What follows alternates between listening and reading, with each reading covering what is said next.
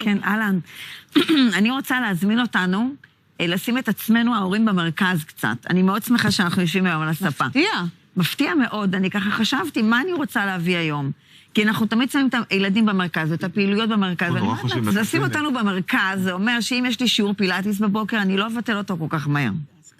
ואם אנחנו רגילים ביום שישי ללכת לדייט, אני והבן זוג שלי, אז אנחנו נלך לשישי בוקר קפה. רגע, טלי, הבעל שלי בא ואמר, בוא, אני רוצה לצאת רק עם אמא, אז הילדים אמרו, אנחנו רוצים לבוא. אז הוא אמר, אני אוהבת אמא, ואני רוצה לבלות עם אמא חצי שעה. פתאום את רואה שהם בשקט. וואו, סטייטמנט הזה. אבל למה את אומרת את זה? כי בדרך כלל את כי יועצת אנחנו הורות. מבטלים את זה כל כך מהר, בטח בחופש, אנחנו כאילו עייפים, מותשים, ואני אומרת, בוא נילחם עלינו. אבל למה? למה זה טוב? כי כדי שנהיה שפויים. מעבר לזה שזה כיף לנו. רק על הילדים. כי אתם יודעים מה, אנחנו שומרים על זה שיש לילד שנת צהריים, אבל אנחנו לא דואגים שאנחנו נשאר. נכון. אנחנו בחופש. נכון. למה אי אפשר להגיד שאני עכשיו רוצה להילחם על השעה הזאת, אנחנו נתכנן את הים ואת הכל, אבל בואו... אבל את יודעת למה? איך שתיכנסי לישון, פתאום יעירו אותך. זה תמיד... במיוחד שאני אמרתי לילדים, אם זה לא משהו בטיחותי, בית חולים או דם, משהו כזה, לא להעיר אותי. באמת, אם אני לא מכבדת את החצי שעה שלי, זה כאילו זילות הזמן שלנו, השקט שלנו, הבריאות הנפשית שלנו. חופשות, אנחנו רק סיימנו עכשיו חודשיים של חופש גדול, הוצאות ענק, לא תמיד זה עבר בשלום, מבחינת מערכות יחסים, ועכשיו יש לנו עוד שבועיים. אז אני אומרת, בואו נשים, לא רק אותנו במרכז, בואו נשים את הקהילה במרכז, בואו נשים את הבית במרכז, הקהילה.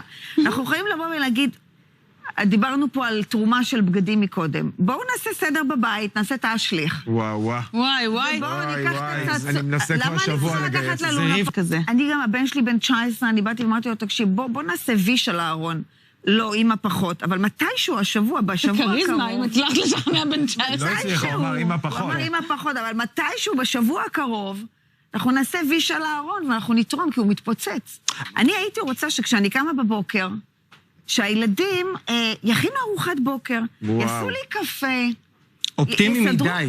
יש אנשים שמצליחים עם זה? כן, כי זה הציפייה של ההורה. אם הציפייה של ההורה זה, חבר'ה, תקשיבו, אנחנו במרכז הבוקר, ואתם יודעים מה, עושים פיקניק. זה גורם לנו להרגיש לא... האמת? פירות, ירקות. אני תמיד הרגשתי כמו סלח שבתי. צריכים להוריד את כל הבית, לארוז, ואחר כך להביא את כל הבית, וכביסות, ואני הצלחתי לגייס את הילדים בתהליך הזה. את יודעת, אבל אפשר לבוא ולהגיד, בואו נחליט איזה תפריט עושים, ואז אומרים, אוקיי, עושים לזניה, והולכים למכולת, וקונים. אנחנו תקועים בבית. לפרק את הפעולה? 2-3, לקחת ילד, והם עושים את הארוחה, ואז מישהו אחר שוטף. זה נשמע כאילו ציפיות גבוהות, אבל... נשמע לי מדע בדיוני. אני אומרת לכם, אם יש לנו את הציפייה הזאת, זה לא כל יום, אבל בואו נדבר על זה, בואו נדבר לכם מחר.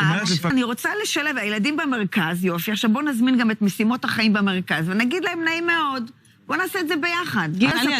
את גאון. הילד שלי היה בן 5, והוא למד לעשות מוזלי, לקחת את היוגורט עם הגרנולה. אז אני ישבתי ואני אמרתי לו, יובל, ממי, אתה יכול לעשות לי מוזלי? חמותי יושבת לידי, אמרת לי, את לא מתביישת? קומי ותכיני לך. עכשיו, הילד הלך, פתח את המקרר, כל כך נהנה, הגיש לי את זה, והוא אומר לה, סבתא, את גם רוצה? אז היא אומרת, כן. אמרתי, מה קרה? לפני שנייה שטפת אותי, והילד כל כך שמח. תודה רבה לטלי פלג, שתמיד באה ופותחת את הראש. תודה רבה.